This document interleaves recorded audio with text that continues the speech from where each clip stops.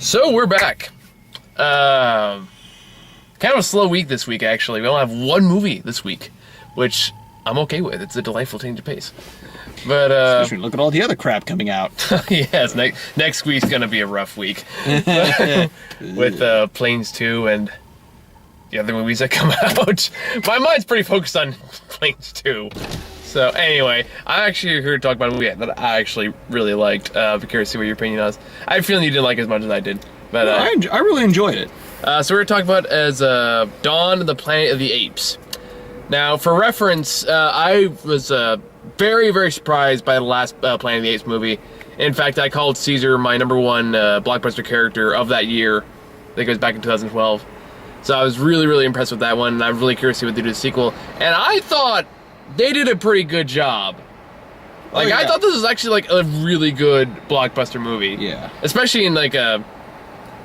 Like, it's actually, like I said, it's actually been a fairly decent movie for big films this year. Like, aside just indie stuff.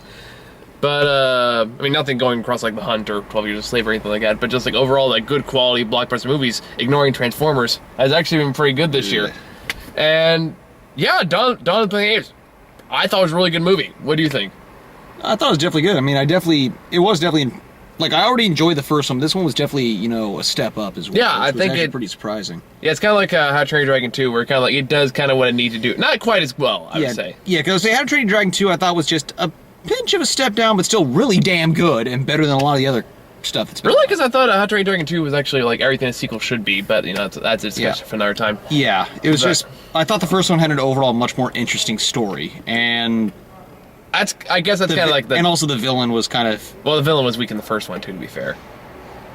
At least there was a villain in How to Train Your Dragon 2. I was gonna say, I was okay with that, but once again, as I said, story for another time. Yeah, sir. We're here to talk about apes, not dragons. No. Apes versus dragons. Now that I'd pay good money to see. Get on it, sci-fi. It's called King Kong vs. Godzilla. Yeah, but, you know, the engine changes depending where you're at, but... Yeah. Allegedly. That's kind of a rumor. Anyway, so, Dawn of the Planet of the Apes. Basically, it's like Andy Serkis comes back as the main character, Caesar, who once again just does a phenomenal job. You know what's bad, or maybe it's good, when the apes are far more interesting than the human characters. Yeah. Even then, though, they did find ways to keep them pretty interesting, though. They did, like... that was the other thing, like, I thought was also a good step up from, like, the first movies, like... There wasn't any, like, evil corporate undertones. Like, this is just people who, like, they're all trying to survive, and it's like, one of those things where, like, even then, actions from the main antagonists were done for, like, the quote-unquote good of the people. Yeah, and I thought the main antagonist was actually kind of like the Caesar from the first movie, in the fact that he actually kind of had, like, an overall arc. Yeah. Granted, like, where you actually kind of understand where he's coming from, that's going to spoiler territory. I'll get to that in a minute. But, no, I definitely agree, like, it has its own, like, story. Everything he did had, like, its own motivation to it. And towards the end, he basically just got power hungry, is kind of the way you look at it. Also played by, I don't know who played that character, but he did just a phenomenal job with what he was given. You mean, the main human? No, the antagonist. Oh, the guy who played Koba. I'm not sure. Yeah, I don't know his name, but whoever it was did just a phenomenal job. It's like, just totally just... right on par with Andy, like, not quite as good, but that's like kind of gives Andy Serkis kind of a little challenge to run for his money. Yeah. But for those who have seen the movie, like a lot of the characters, like a lot of the ape characters from the first movie actually come back, which was a nice little thing. I'm glad they did. Admittedly, I felt like the gorilla kind of just got sidestepped though. He's just like Maurice. Yeah. No, not Maurice. I said the gorilla. Oh well, to be fair, actually, if you remember, the gorilla actually died in the last movie. Oh, never mind then. Then who's the other one they mentioned? Because they gave another one a name that I remember being from the first movie. As far as I remember, there was only one gorilla in the last Apes movie. Maybe they like released some other ones to the zoo that may have gotten out, but possibly. Then again, I just remembering the names probably. I mean, they did name one other ape, but it was mostly just a reference to the original Planet of the Apes movie. Oh, okay. And that's another thing I like with the movie. There probably is a couple of references to the original Planet of the Apes movie, but most of the time, it doesn't go into that cheesy, oh, this is an obvious reference to the original series. Get your paws off me, you damn dirty ape. And like the whole thing with the rocket flying in the air, what was that one clip they played?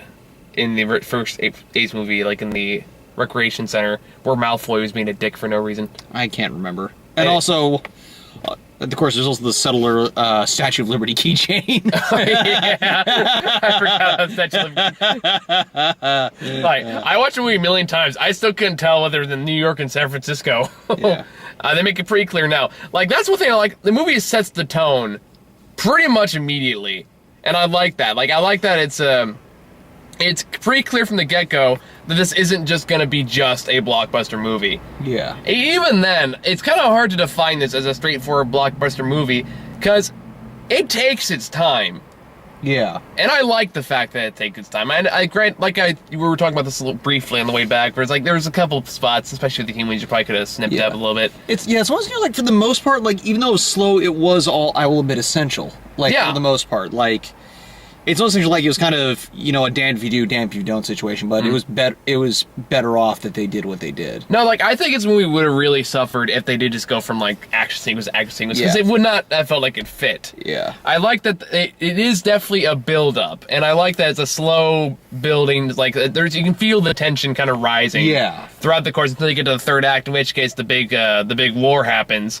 And in which case, it makes the action sequences have more meaning. At least I thought, and I thought that was really effective how they did that. Yeah, definitely. So it's not like Transformers 4, where it's like, ooh, explosions, boom, boom.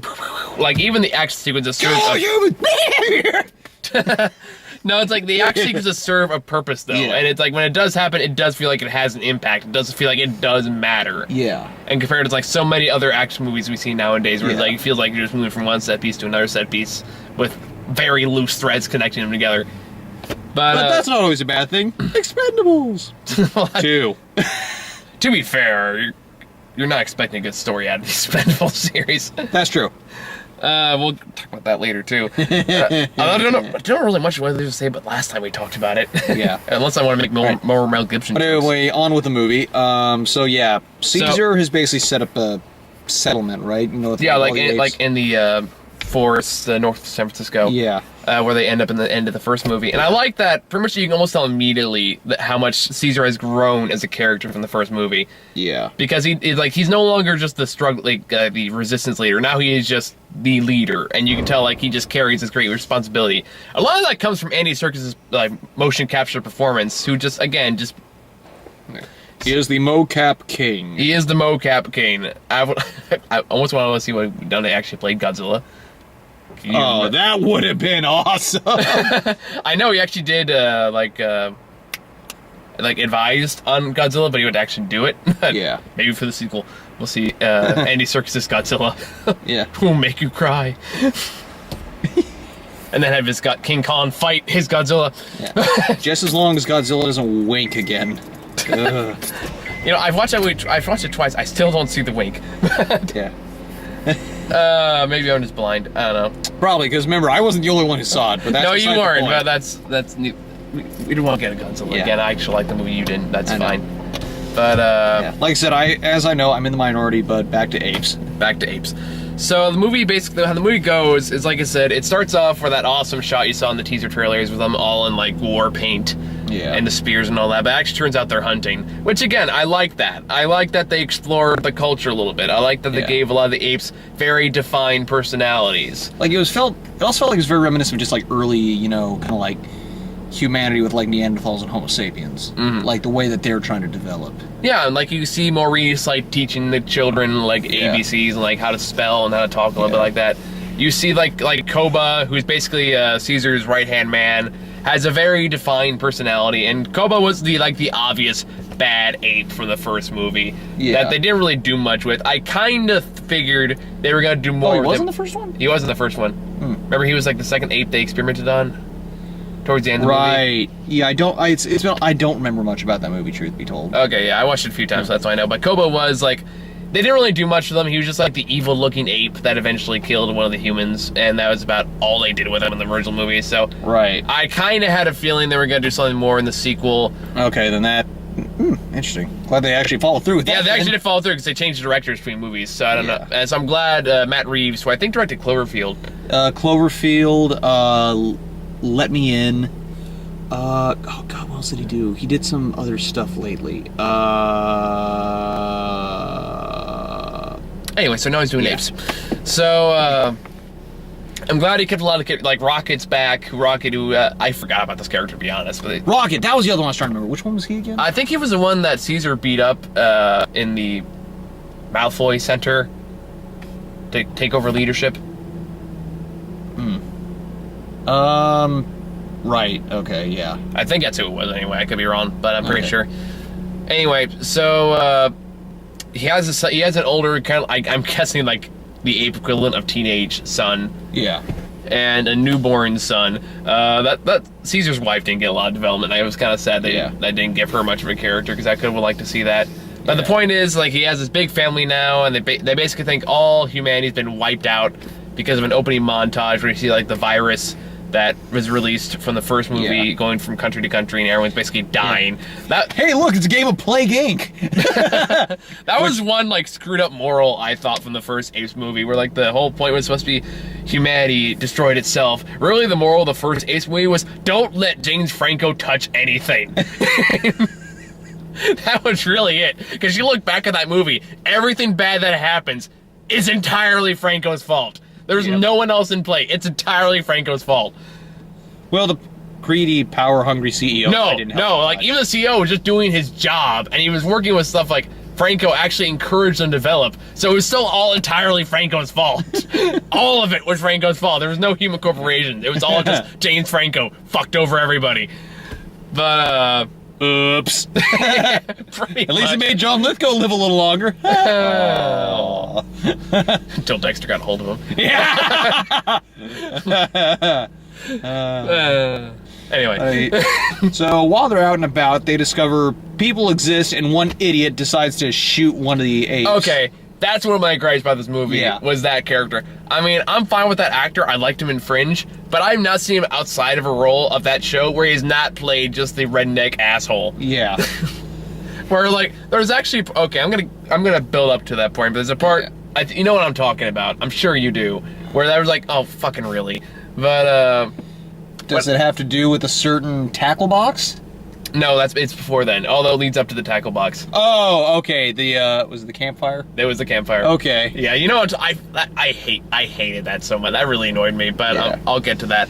So turns out there humans exist. Asshole redneck shoots one of them, and of course, the moral of this movie is, if you see a talking ape, don't fucking shoot it. It's like, because everything bad that happens because he shot him. Yeah, pretty much. Just like, and I think that, there's nothing else you can say. The guy was a moron. Just a douche. And so anyway, Koba and a couple others follow the humans back to their settlement in San Francisco, find out what's going on, and Koba immediately wants to go to war with the humans, because of course in the first movie they established he was experimented on humans for years. So really, you can entirely see where he's coming from, and I like that. Again, that's something pretty that I much feel like they actually really justified his actions, and the build up, like the way like Caesar's and Koba's relationship kind of like deteriorated the movie, actually was also very effective. Yeah. I mean, it becomes very clear through, spoiler alert, halfway through, Koba's the obvious villain of the movie. Yeah. But even then, the trailers all make you think Gary Oldman's the bad guy. I know, that's what shocked me. Like, he was actually very level-headed for the most part. I know. It was like, I was kind of expecting over-the-top Gary Oldman. I kind of got it on parts. He almost says everyone. Almost. And I was a little disappointed that he didn't. Remind me what that was from, though? The future... What... I forget the exact name of the movie. It's like, you know that part where it's like, call everyone in. Everyone? And he just goes, everyone! Was it The Professional? The Professional, that was it. Oh. I was gonna go with The Fugitive. I was like, no, that's not right. He wasn't in that movie. But wait, he wasn't, right? No, that was Tommy Lee Jones. That's what I thought. Okay. Just want to make sure. But turns out this whole human settlement led by our main human character, Malcolm, and Gary Oldman. Yeah, Malcolm, played by Jason Clarke, a.k.a. the guy who always tries to destroy the American dream. Wait, remind me what else he's been in? Great Gatsby and, he was the redneck in The Great Gatsby! Oh, I forgot about that! And also, White House Down. Wait, who was he in White House Down? He was the terrorist guy. Which no? Remember, he wasn't the main one, but he was like the leader of the squad. I guess he won. must work with Franco. Just killed all. He literally extended his plan beyond the American dream. That explains why he wants to help the apes. Actually, now that I think about it.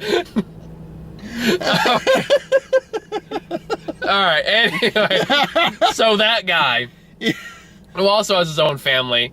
Yeah. Immediately recognizes the apes are clearly more intelligent than everyone else thinks they are, even though it's pretty obvious, because literally the next day, because it turns out they actually have a legitimate reason for wanting to go up there. It turns out like it's a dam that they're running out of fuel and power, and they want to take the dam that is guarded by ape territory, can give more power for San Francisco, like limited power, but more power than they have. And so they want to go up there and obviously take it. Gary Oldman is like, well, if the next morning apes in retaliation to human presence just gives a whole freaking war party. Yeah. Like a bunch of apes on horses and like the whole shebang. And here's another thing I like about this movie, is that there's a lot of things that with any other director or any other direction would have been really silly. For example, apes on horses. Could have been totally stupid if they did it wrong. Apes talking could have been completely stupid if done wrong. For some reason, it works here. Well, apparently it also worked in the first movie made in the 60s, remember? Well, yeah, to be fair, that was like actual like people, and makeup and stuff like that. There's Fair enough. Like this is all CGI and frankly more realistic apes, even though they're all animated basically. Yeah. So like Power mocap. Yeah, power mocap. So it's a little harder to pull off here, and the fact they do manage to pull it off and pull it off so well, I do think does. What are you laughing at? Sorry, I'm just imagining all the ways it can go wrong. There are many. When you start thinking about it, they could, like, one wrong move, and this could have been so stupid. But no, it works. So, and it's really intimidating, too. Yeah. When you wake up, you see, like, an army of apes right at your front door, many of them on horseback, and start talking to you. It's really fucking scary. And you imagine why everyone's immediately goes, oh, shit just got real. Yeah. And of course, everyone starts to panic, but and Gary Oldman wants to go to war.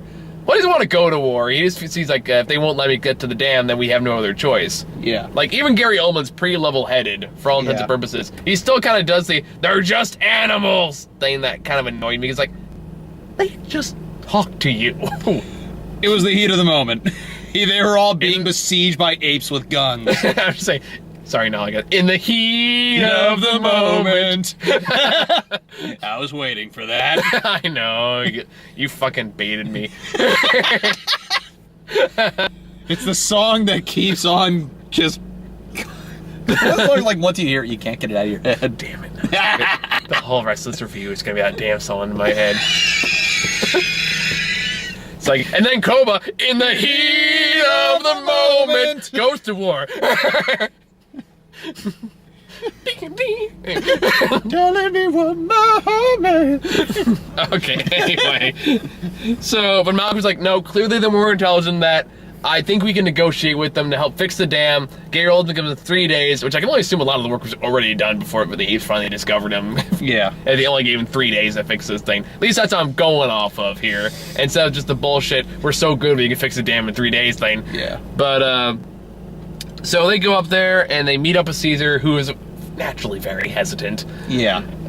But he managed to talk him into it. They let him go to the dam. They start fixing it. Meanwhile, Koba is very pissed off. Yeah.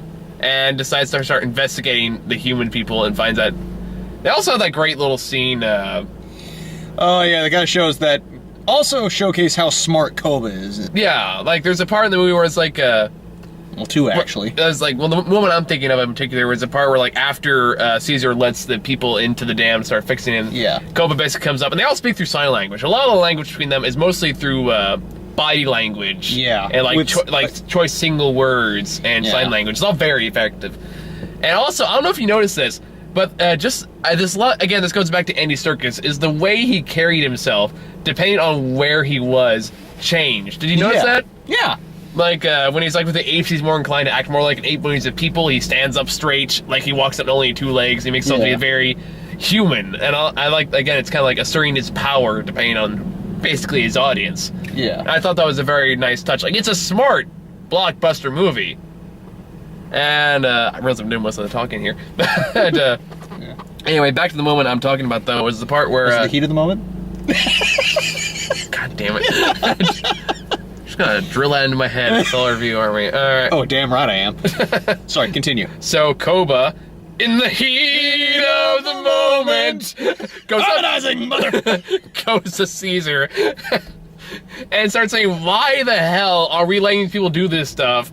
And he goes, oh, they seem desperate. If we say they can't do it, they're gonna attack us anyway, which again was a good point. But then it's like, well, let them do their human work. And then Koba seems to point out like scars all over his body, and it's like this is what they did to me. Yeah. This is their work. It's not very nice. And again, that was a very characterizing moment for Koba. Like, it establishes his motivation.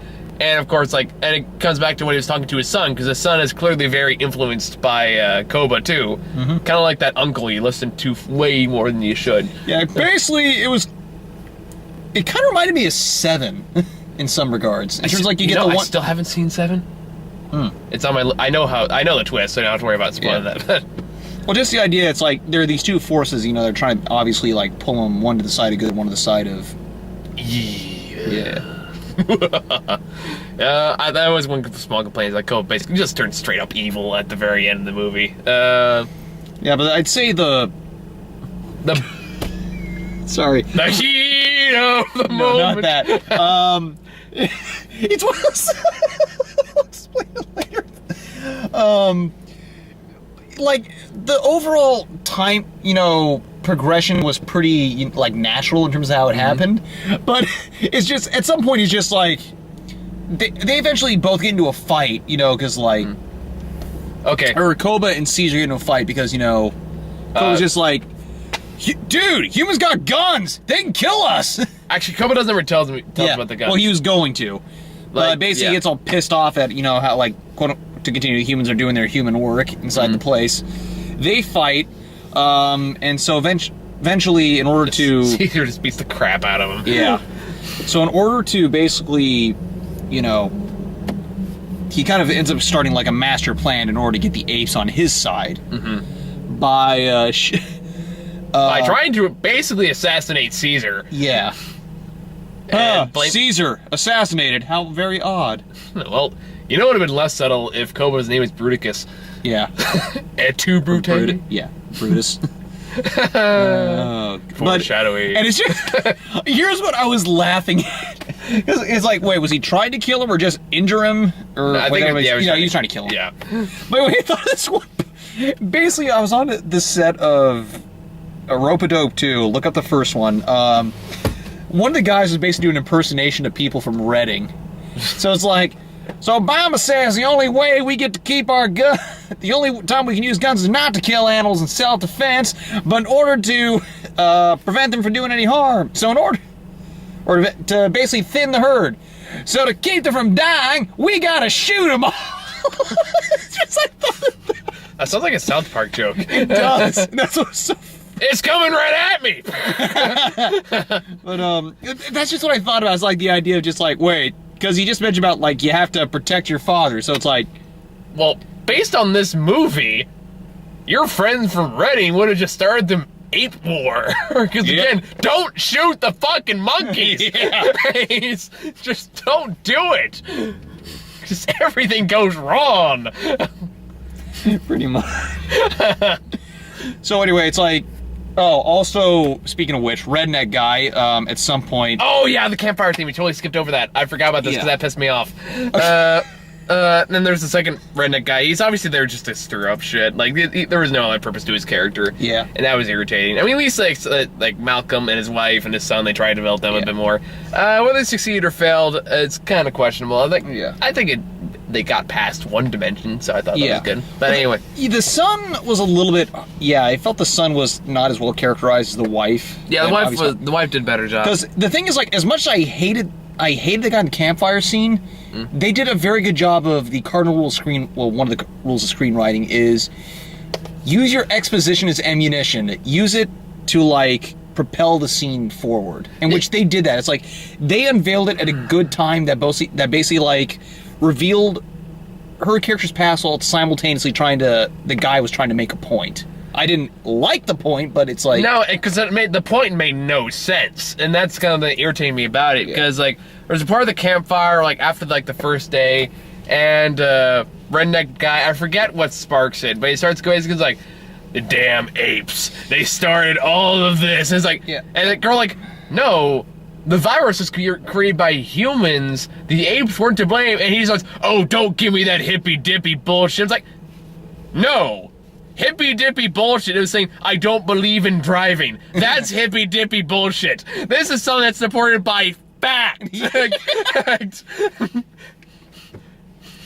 Rednecks! Only useful in Zombieland. Yeah. But it's like, that really knows, like, no, that's not some conspiracy. We know this for a fact. The apes had nothing to do with it. The reason it's called the simian flu is because the apes were immune to it. That was the only reason, and that bugged the shit out of me that he's going with that. Yeah. And then he starts going to, doesn't the sight of them make you sick? It's like, so now we're going into ape racism? Like, what the fuck? Just that ridiculous, over-the-top character. The guy who's an asshole just to be an asshole. He's played by Malfoy in the first movie. He's played by that fucker from Fringe in this one. Like, he's one of those guys, like, I know I've seen him before, and I can't remember if it was Fringe or not, but I've seen him, like, a bunch of other things, and I just can never put his... He was in Fringe. He was the guy who drove the tank in The Walking Dead. You know when the governor took the prisoner? Yeah, that's probably where I saw him from. Yeah, he was the guy in the tank. He was the guy who drove the tank. That was his sole purpose. And his sole purpose in that one was to be the aggressive asshole. His sole purpose in this one is to be the aggressive asshole. Yeah. So, typecasting. Yeah. Oh, also after the... No, wait, no, this is before the dam fight. But basically, another thing that happens is when... That just shows how stupid this guy is. Like, he had... Basically, after, you know, these guys are trying to fix the dam up so they can actually get the power to the city, they use some demolition to try and basically clear a bunch of crap out, which unfortunately traps them. Apes come in and saves them, and he still doesn't trust them and ends up pulling a gun on him. Yeah, like the whole point of them going to the dam is they had to give all their guns before they went in there. Like, that was Caesar's one rule. It's like, no guns, absolutely no guns. But dumbass redneck sneaks up a shotgun on board and fucking threatens Caesar's, like, baby, son. Yeah. Both sons, actually. The baby and the teenager. Yeah. Admittedly, this also led to my other gripe. Caesar was, I felt, kind of overly forgiving. So it's just like, I don't know. I thought it was within character because, like, he was raised by human, like the good side of human. But even then, it's just like a guy.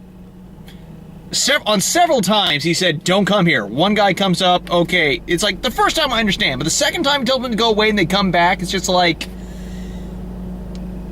I don't know. Some didn't maybe. Right. And then it's just like he still gives it. Okay, admittedly, it's like and it's like after they help his wife out who's sick after the birth. It's like, okay, that's understandable, but it's like, I'm not sure. I expected more friction there. I don't know. I think it's also kind of the fact that Caesar hasn't seen humans in over 10 years, as the movie establishes. Yeah. So there's also that, like, part of it, too. I think it was within his character, but I do see what you're saying, though. Yeah. Look, it does say how strong the character Caesar is that we're debating, like, realistically what he would or would not do. Yeah. Like, and it's not because of lazy writing. Yeah. So that's actually a very good plus for the movie. But, anyway, so like we were saying, Koba tries to assassinate Caesar. I realize all the jokes I can make from that now. Koba, my middle name is Judas. And Koba Judas Brutus? That should actually be his name. Oh god, I'm thinking of Thumb Wars. I'm not gonna go. My name is Ooby Doobanooby. I have the silliest name in the galaxy. What's your middle name? Scooby Dooby. Ooby Doob, Scooby Dooby Banooby. One in the same. Was this a Family Guy thing, or was that? No! This is from Steve Odenkirk, the guy who did, you never saw... Okay, we'll talk about that later. Thumb Wars! I've never seen it. Alright, well, I guess I'll add to my bucket list. But, anyway. So Koba immediately jumps on the opportunity after killing Redneck Guy, which is like, oh, thank God. Yeah. But, by the way, dude, I don't know if I liked or I thought it was kind of annoying how Koba got the gun to begin with. Yeah. That I felt was kind of... Like, dumb rednecks! Yeah. It's like, then again, he did kill 2 people in a place where they were test firing guns. So yeah, so I mean, like, I understood why no one, like, actually come looking immediately, because why would they? Guns go off all the time, so that made sense to me. But it's more like, after... So what happens is, I should elaborate a little bit, is when Koba initially explores, like, the factory to keep all the guns, when he discovers it, 2 dumbass redneck guys find him, and Koba escapes by basically acting like a dumb ape, which is kind of funny. Yeah, especially like it's just kind of like one of those spur of the moment things. Yeah, it was a spur of the moment. All right, that's enough of that. Okay, so I'm done. So Koba like manages a trick, but he comes back. So now he's on the warpath now at this point. After Caesar beats the crap out of him, now he's basically just wants revenge on humans and Caesar. Yeah. So he comes in and he does this dumb monkey act and he fools them surprisingly, and then he takes one of the guns, kills them both, and then uses that gun to try to kill Caesar. And I will admit, the movie tricked me very briefly into thinking that it actually had the balls to kill off Caesar. Well, I remember the stuff in the trailers. Yeah, I know that. I forgot about that when I saw the first time I saw the movie. That was like, wait, did they didn't actually kill? Did they? And then of course, like, no, they didn't. Yeah. But oh, sorry. That actually led me to another issue I had, like involving the redneck guy. I forgot to mention. Oh yeah, go ahead. They said they needed him to help, yet they clearly did everything without him. That was just their excuse to have him in the fucking movie. So it's just like... Well, to be fair, you could make the argument he finished all his work before he pulled the shotgun on the kid. They didn't even get to fixing anything. They just blew up brush. Well, you had anonymous black guy there. I'm assuming could pick up the pace. Yeah, so once again, why did they need the dumbass redneck there? Because... Especially after he nearly sparked a war between... Because it's a fan of the Apes movie, you need a dumb redneck. It's practically in the law book. I don't know that. That's actually true. At least in the last couple of Apes movies, it's kind of been obligatory. Yeah. We need someone stupid in here to call it shit for no other reason because we need a stupid guy here to call it shit. Yeah. Fucking Malfoy. But... Well, admittedly, it's like, I understand it's like... The guy was already there, whereas, like, he was employed by his father, who clearly, you know, didn't give 2 shits about Malfoy not giving 2 shits. Whereas here, this guy had already created problems amidst good people, who should have used common sense to dictate they did not need him there because, 1, he was an asshole, and he nearly incited a war, and 2, they were able to make things without him despite them saying that they needed him to make the damn thing. Well, he does have one advantage over Malfoy. He didn't say, "Get your paws off me, you damn dirty ape!" No, instead he made, as you said, a half-assed argument about science and apes. Okay, yeah, so I guess they're kind of even. At 2, Malfoy. At 2, douches. Alright. But anyway, and that's the point where, like, Koba basically burns down their whole village. Yeah. And frames the assassination of Caesar on the humans by basically making Caesar's son find the gun. Yeah. And at that point, just immediately just goes like, well, let's go to war now! Rah, rah, rah! That was another thing else about me. What happened to the black guy and the other random guy that was with him helping fix stuff? They went away. Yeah. It's just like they just disappeared. Like, they didn't even have a name. I know. So who cares? I know, but it's just like... I just assume he died with stupid redneck in the truck. I mean, it's easier that way. No, remember they were with the other guys at the 76 station, the ultimate hiding spot. Let's just assume they just stayed there and just danced the night away. No, I'm okay with that. Yeah. Even the apes forgot about 76. Hey, I use 76, alright. Not that I'm loyal to any particular gas station, but, do you look at the gas price on that? It was like $6 a gallon. That fucking shit's expensive. Yeah. But, I left my wallet in San Francisco. That overpriced city. Great stuff, but you're overpriced. I'm sorry. Much more so during the apocalypse. So anyway... Where was I going with this? Oh, yeah, so before we go to the war scene, I do want to talk about Gary Oldman's one scene. Unfortunately, Gary Oldman's in this. He's very underused. Yeah. Which is kind of disappointing. But, you know, he did get one good scene. Yeah. With the scene with, like, he gets his iPad. He recharges an iPad once powers are restored in the city of San Francisco, or at least a little small portion of it. And he finds like an iPad with all his like photos of his kids and stuff like that. And he gets this very brief like characterizing moment. Yeah. Like I feel like Gary Oldman could have been used much more in this movie if they gave him more scenes like that. Because we all know Gary Oldman is a very talented actor. Yeah. I mean, when he's not saying stupid shit on reality TV, he's a very good actor. Yeah. Oh, thankfully he apologized for that. We'll get to Mel Gibson in a minute. Yeah, he's still better than him, even though he was defending him. It's kind of the problem, but even though he didn't really defend himself too well, Gary Oldman either, when you look at it. Anyway, that's not important. That's not. I don't give a shit about somebody gossip. But so that was this one characterizing moment. Like, of course, he does the Gary Oldman thing where he's like, "Oh, I'm gonna make you cry, even though you don't even remember my name." But what was his name? He's the guy who just goes kamikaze at the very end. Yeah. So then we get the big old battle scene, and who knew a giant war scene with apes on horses and machine guns can be reminiscent of Saving Private Ryan? Did you notice that? Sorry, I'm just imagining it again. Just like how wrong it could have gone. I know! When you look back at it, none of this should have worked. So I'm just... Oh my. All I need was one ape walking down to grab his like dismembered arm and slowly walk away. Yeah. But no, like I said though, it does build up to this big moment though. And it's because it had that long build up that I'm not gonna do it. I'm not gonna do it. What?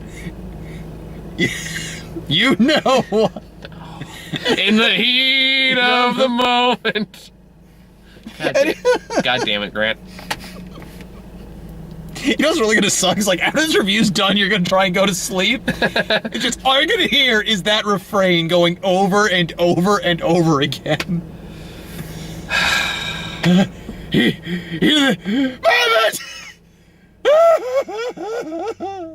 Apparently I'm getting PTSD from the heat of the moment. Just like those apes.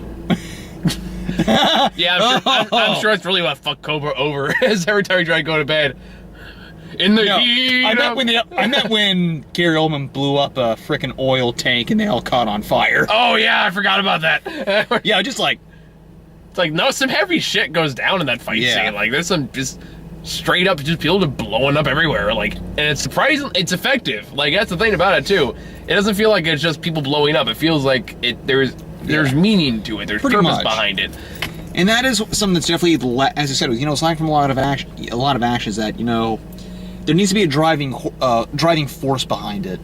And like, even though as I said it was kind of sluggish, like it definitely had a good payoff in the end. Like a lot of the sluggish stuff though does basically come from the human people though. Yeah. Like the apes are far more interesting than the human characters in this movie. Let's face it. Pretty much. Because even then, like the first I think 10-15 minutes movie doesn't even have any humans. Yep, it's just Caesar being... Caesar and just like the whole ape culture. Like even like there's a brief scene where just like Caesar's son and like Rocket's son like fishing together, and even that like plays off really well together. Yeah. So again, like it establishes this whole unique culture, and that's something I really liked about it. I keep using the phrase I really like, but like yeah. But eventually though, this is basically where Koba just goes from you can kind of see where he's coming from, just straight up villain. Yeah. Where after like he basically just takes over the whole town, keeps everyone hostage, and just starts killing all the apes that like oppose him.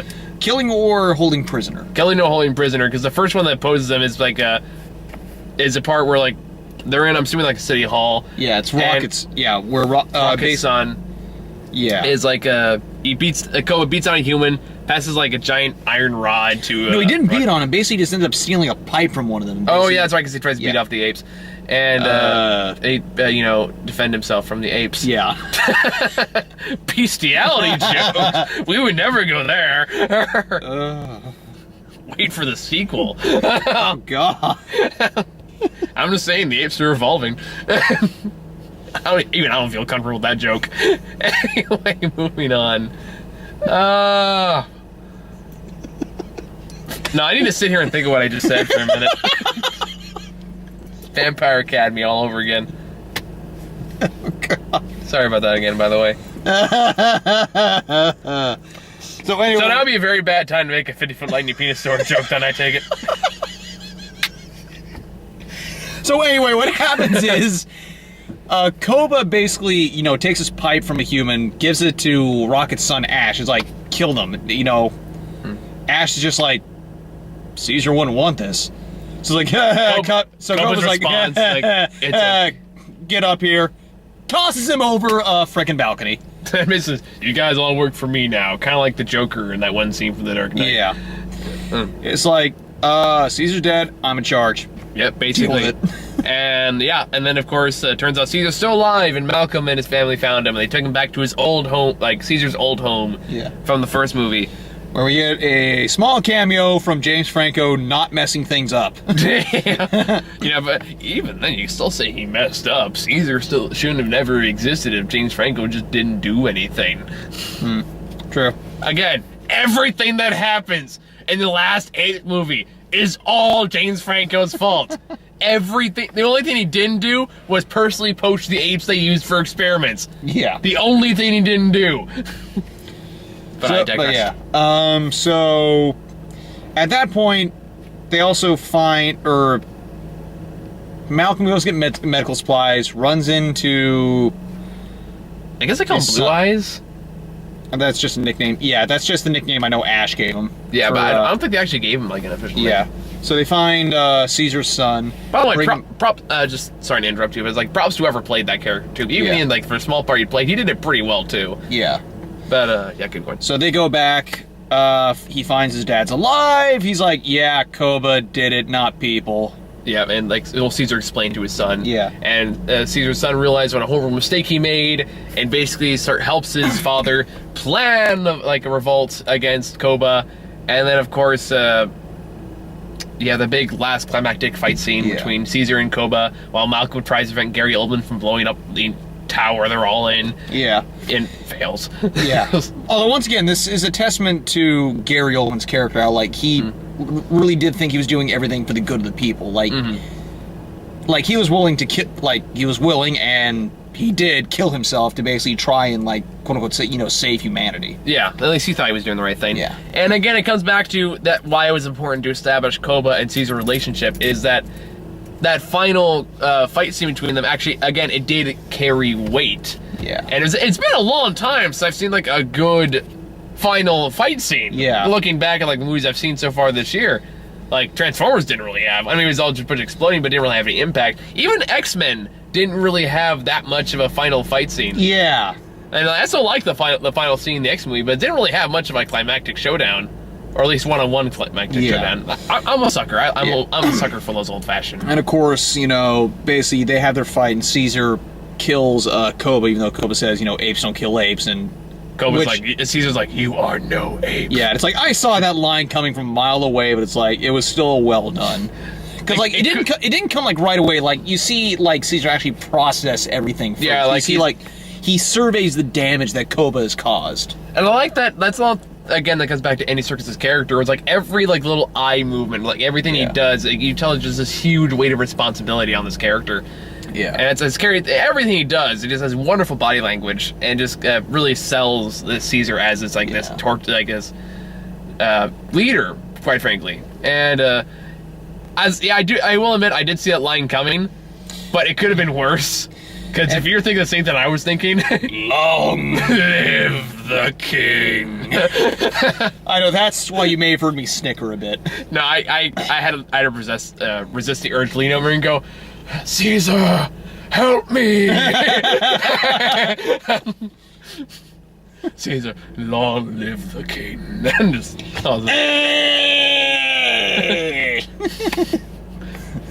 have a little baby ape come afterwards. Koba, wake up. We have to go home. Crush! Oh. With any scene like that, the Lion King jokes are inevitable, natural. Yeah. You can't hold it back. But no, like I said, it's kind of like I was, as well as going back to, I was talking about How to Train Your Dragon 2, kind of come back to that, was, the main problem with How I Trained Your Dragon 2 was, like, the villain was pretty weak. Yeah. And this is an example of a significantly better villain. Yeah. Because, like, they do establish a relationship with their main hero. They do actually develop him as much as they can. Like, again, towards the end, he kind of lost some of his substance because he just basically goes, I am the bad guy now! Yeah. And yeah, they turned into the Autobots. you know what would have been kind of awesome? If all the apes just started doing like the Wolf of Wall Street thing. It's like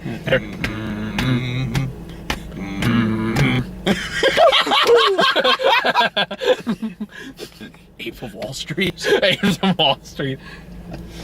It would work. Leonardo DiCaprio was screaming like an ape the entire movie.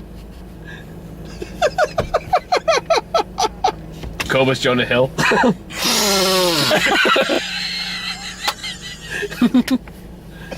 Oh man, I've got to see this now. But anyway, at the end, you also find out that Gary Oldman had basically contacted a military outfit to come to San Francisco to wipe out the apes. And it's basically come to the attention of people that's just like, yeah, war's coming, we can't avoid it. So you might want to get out of here, Jason Clarke. Yeah, and that comes to another thing. I liked it until they just blatantly said it. I like that the fact that it's not the humans are the bad guys in this movie. Like, for all intents and purposes, they're just kind of basically, they were mirroring each other. Yeah, and I like that because it's a very different pace from Yeah. a lot of the ape movies. Basically, like humans are evil, apes are the pure good people. It's like no, apes are just as bad, and I like that they went that direction. Well, they've had that experience before at times. It's like with the first one, you kind of realize like the literal first one. Like you see how basically they Oh, no love for the Mark Wahlberg version. That's one where no one was good than that. Oh. Hey, you know, if that movie got a sequel, we might have gotten the Apes of Wall Street. Yeah, because we all remember Abraham Lincoln. You don't. I'm just saying. I remember that crappy moment in the end of the movie. Yeah, everyone does. Again, Apes of Wall Street. That totally could have been the sequel. Anyway, you were saying.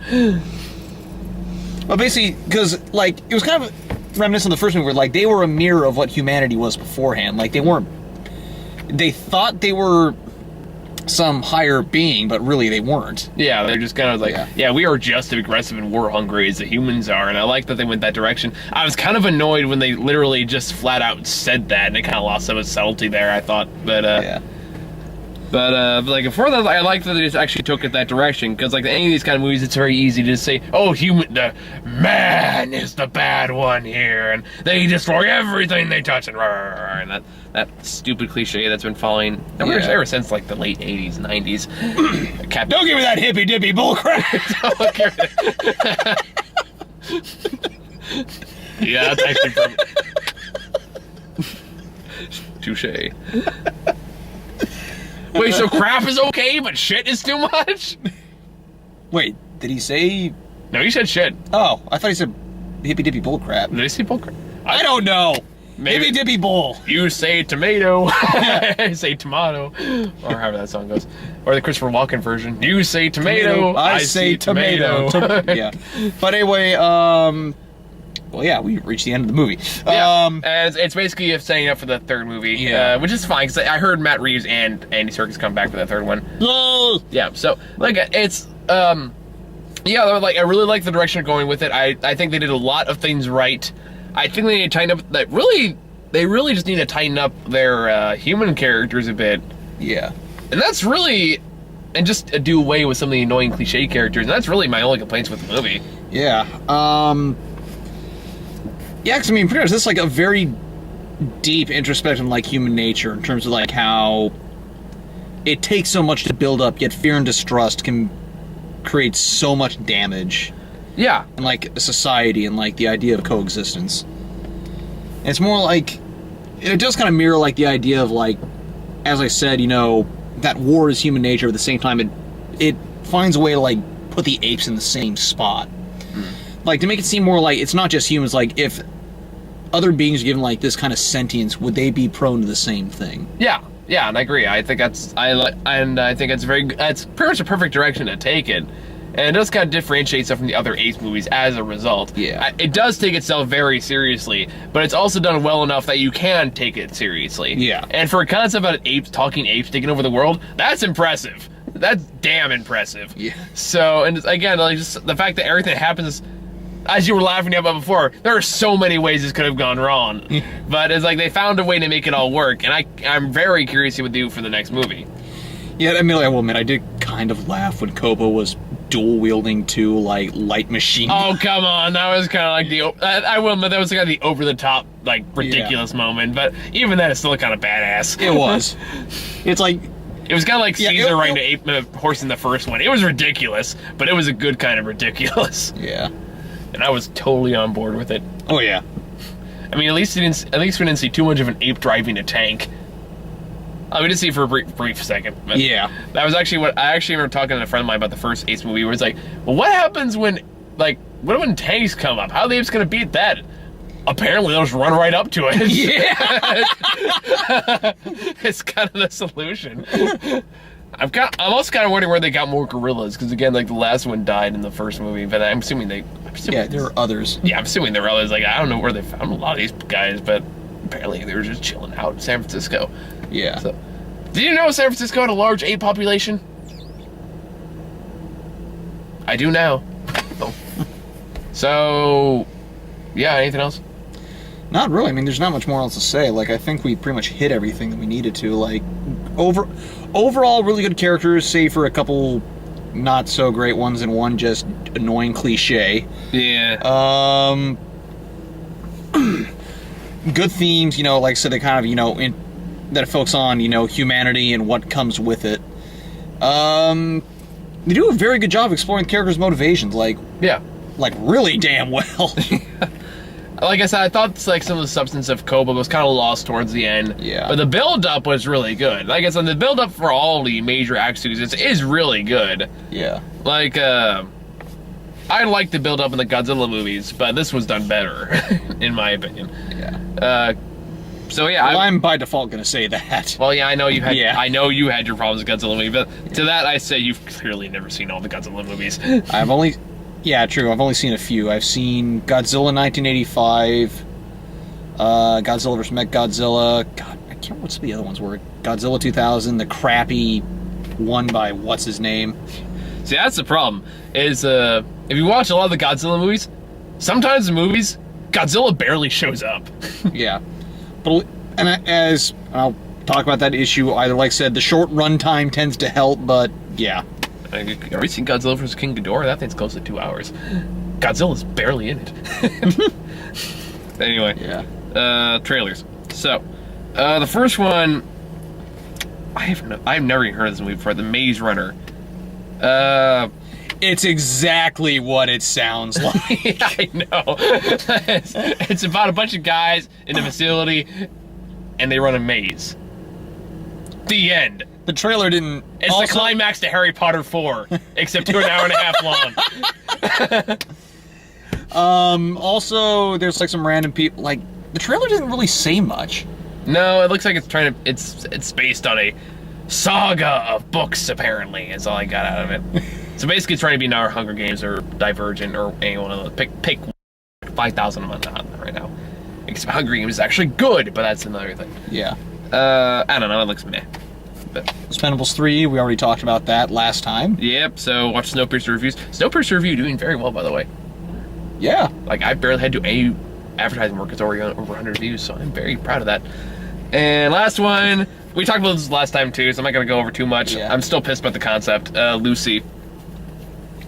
I'm sorry, I want to be behind this movie as like a dumb Lucy, action movie. played by Scarlett Johansson. Oh, Scarlett Johansson. Well, I don't want to talk about Lucy, but I do know that Scarlett Johansson is going to be the next Coen Brothers movie. I'm excited about that. You ever hear about that? Yes, I know. You know what it's called? Nope. Hail Caesar.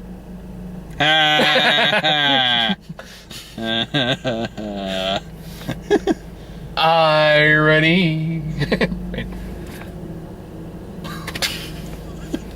No, Lucy, I want to get behind it. I do. I want to be able to like repress that part of my brain that just gets so mad about the concept and just go along with like, no, I can't because it makes no fucking sense.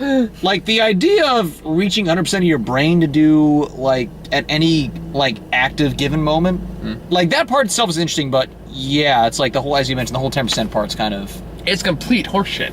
Aside from that, even if it was true, I don't think it gives you control over the goddamn Matrix. Yeah. Basically. Because apparently Scarlett Johansson basically becomes Neo. They basically tell you the whole fucking story in the trailer. And I realized, I noticed a trend where a lot of the crappy movies with ridiculous concepts all have Morgan Freeman. He's the only thing that can attempt to save it. Because let's look at the last movies. Like, we had this movie, we had Transcendence, which sucked. Skipped it, thank God, but it sucked. Now you see me. And Now You See Me, that one sucked. That one we did see. And now we don't. You see what I did there? Yeah. That was a bad pun. Anyway. I pray we don't see the sequel. Wait, no. Oh crap, there's a sequel, isn't it? Morgan Freeman was in Lego Movie. Lego Movie was awesome, so he does redeem himself for that. Yeah. If only just because Morgan Freeman going, ooh. Yeah. And it's all true because it rhymes. I'm gonna go home and watch the Lego Movie. You guys, I'll see you guys when I gotta buy that damn movie. I watched it. That part with Batman still makes me laugh so hard. Which one? The part where like, what do you expect? It's just gonna come? Oh my gosh! Are you kidding me? It's not along those lines, but that still makes me laugh. That and the guy from Sunnyside just yelling, "Spaceship!" Like, spaceship! Or also was it? Wait, where'd you get the converter from? I got it from those lame guys. All right, punch it, Chewie.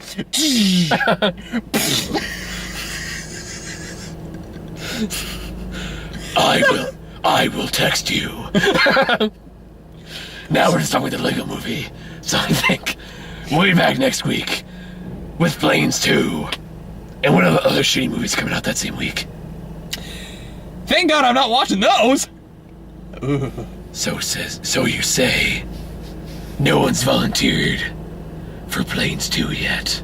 Yeah, I'm also one of the guys that's shown up the most for these reviews, so... Exactly.